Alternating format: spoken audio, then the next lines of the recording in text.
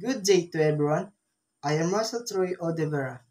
I'm a first year student in Bachelor of Secondary Education, major in Filipino. Welcome to our discussion on social media ethics.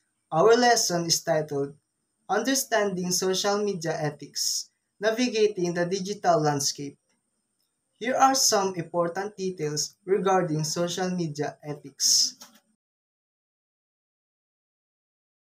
Social media refers to online platforms where users can share information and connect with virtual communities through text, video, photos, and other content.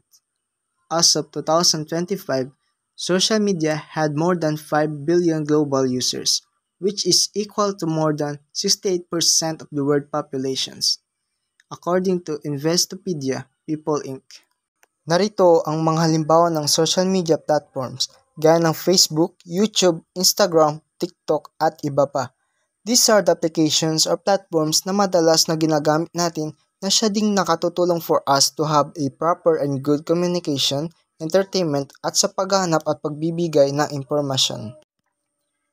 Ngayon ay dadako naman po tayo sa ethics.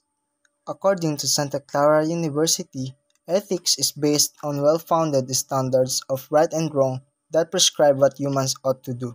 Dito naman po ay ang mga dapat at hindi dapat gawin bilang user at creator sa social media. What is social media ethics? Social media ethics refers to the moral principles and standards that govern behavior and practices on social media platforms, emphasizing responsibility, honesty, and respect for individuals and communities. This ethics guides journalists in how they report news, engage with audiences, and manage information dissemination while considering the impact of their actions on public perception and trust. May mga consequences din kapag na-violate ang social media ethics. Ilan sa mga ito ay ang account suspension or ban, loss of reputation and credibility, at damage to personal or professional relationships. The specific consequences ay nagkakaiba-iba po, nakadepende sa mga platforms, policies, and the severity of the violation.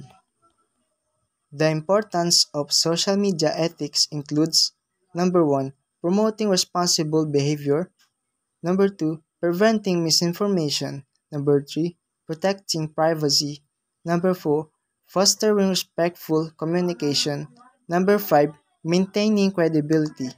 By adhering to social media ethics, individuals and organizations can build trust, maintain a positive online presence, and contribute to a healthier online community.